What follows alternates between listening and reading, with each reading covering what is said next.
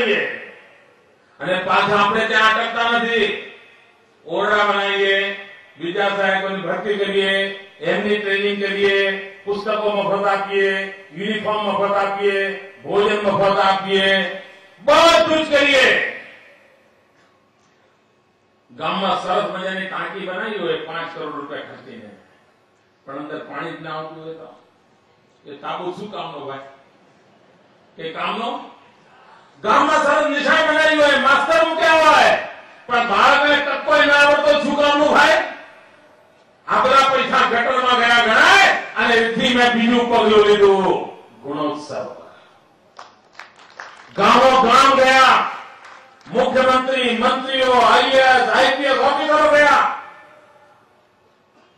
ગરીબ ભણે છે એની શાળાઓમાં ગયા, દરેક બાળકને વાંચતા લખતા આવડે છે એને જોયું, શિક્ષક જોડે ચર્ચા કરી અને મારે ગર્વ સાથે કહેવું છે કે ગુજરાતની શિક્ષક આલમમાં નવી ચેતના પ્રગટી ગઈ. આના કારણે દરેક શિક્ષકને લાગવા મળ્યું કે ભાઈ અત્યાર સુધી જે કર્યું તે કર્યું, પણ હવે તો મારું બાળક એવું ના હોય કે જેને વાંચતા ના આવડતું હોય, લખતા ના આવડતું હોય, કોમ્પ્યુટર ના આવડતું હોય, યોગ ના આવડતા હોય, રમત ગમતમાં ભાગ ન લેતો હોય, એનું શરીર દુર્બળ રહેતું હોય. આ સ્થિતિ મારે બદલવી જોઈએ અને આ શિક્ષક આલમમાં ગુણોત્સવે શિક્ષકના જીવનમાં પણ નવા ગુણ ઉત્પન્ન કરવાનું કામ કરી દીધું. આ બધું ગરીબનું બાળક ભણે એના માટે. આને માટે આખી સરકારને હું કામે લગાડું છું. ગરીબના ઘરમાં શિક્ષણ આવે એના માટે, આ ગરીબનું બાળક ભણે એના માટેની મથામણ છે. એટલા માટે મારે ગરીબી સામે લડવું છે. એવી જ રીતે આજે હું આપની પાસે આવ્યો છું. ભાઈઓ બહેનો, હું જયારે અંદર આવતો હતો ત્યારે પાછળ એક માજીએ બૂમ મારી કે ભાઈ આ તમે ગરીબ ગરીબ કરવા નીકળ્યા છો, આ મોંઘવારીનું તો કાંઈ કરો.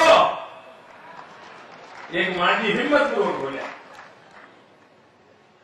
એમની વાત સાચી છે. આ મારી સરકાર તમને ખોબલે ખોબલે આપે, ખોબલે ખોબલે આપે, પણ આ મોંઘવારી સુપડું ભરીને તાણી જાય છે. હું ગમે તે આપું, અઠવાડિયું ખતમ થઈ જાય. આ કાળઝાળ મોંઘવારી જેના કારણે ગરીબના ઘરમાં ચૂલો નથી સળગતો. આ કાળઝાળ મોંઘવારીને કારણે ગરીબનું સંતાન આંસુ પીને સૂઈ જતું હોય છે.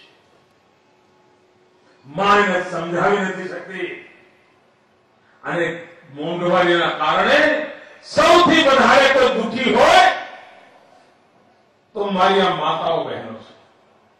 ભાઈઓને તો ચિંતા જ ના હોય. ઘરમાં ઘી છે કે નહીં, તેલ છે કે નહીં, ઘઉં છે કે નહીં, ચોખા છે કે નહીં, બજારમાં ભાઈબંધ મળી ગયો હાલ ને જમીન જજે ને લઈને આવી જાય ગયા. એવું થાય છે બહેનો? સાચું બોલો ને? હા, આ બધા ભાઈઓ એવા જ છે. ઘરે આવે છોકરા ભૂખ્યા રાખીને મહેમાનને જમાડવા પડે. આ મોંઘવારીએ કાળો કેર કર્યો છે. માતા બહેનો ગરીબી સામે લડાઈ લડવાની માન્ય મથામણ છે. એમાં તો મોટામાં મોટી મુસીબત હોય તો મોંઘવારી છે. આ પાપ છે દિલ્હી જાય છે. આપણે બીજું તો કઈ છૂટે નહીં. હું તો કઈ કઈ થાક્યો.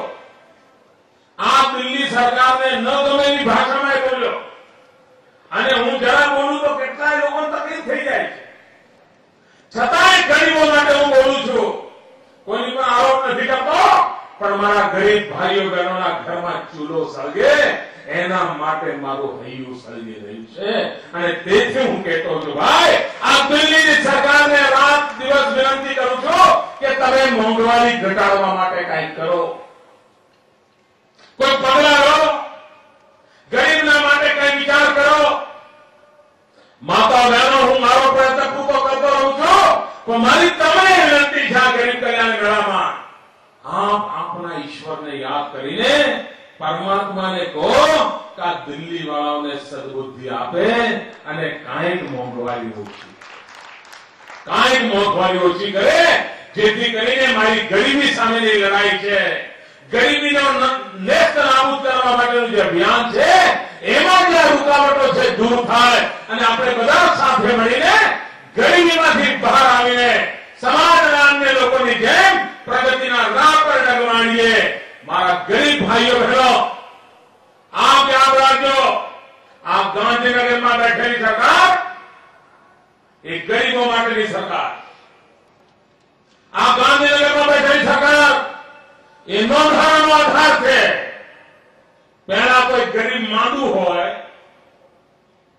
હોસ્પિટલ લઈ જવું હોય, રિક્ષા વાળો બેસાડે નહીં સાહેબ. પહેલા કે એડવાન્સ પૈસા લાવો અને એમાં કપડા મેલા હોય ને તો 17 વાર વિચાર કરે કે મારી રિક્ષા ગંદી થઈ જશે તો. પેલો માંદો પડ્યો હોય, રિક્ષા વાળો લેવા તૈયાર ના હોય, 50 રૂપિયા એડવાન્સમાં આપો ને તો પણ રિક્ષા વાળો ન લઈ જતો હોય. મારા ગરીબ ભાઈઓ પીડા જોઈ છે.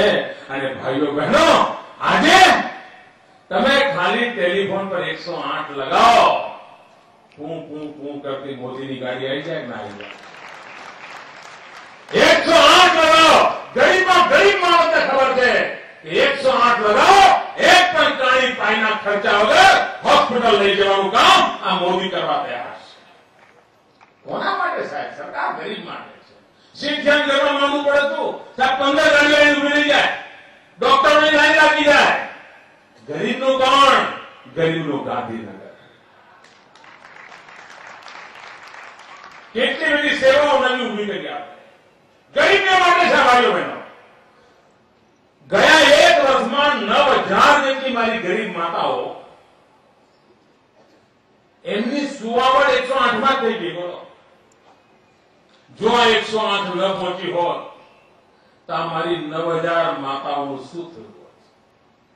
એના પેટમાં પીડા ઉપડી હોત અને કોઈ મદદ ન મળી હોત, એ માં પણ ગુમાવી હોત, એ બાળક પણ ગુમાવ્યું હોત અને આખું કુટુંબ રજડી પડ્યું હોત. આ 108 એટલી સેવા કરી. પહેલા ગામડામાં ખેતરમાં ગરીબ કામ કરતો હોય, ખેત મજૂર હોય, રાતે બિચારાને કામ કરવું પડતું હોય અને સાપ કરડી જાય,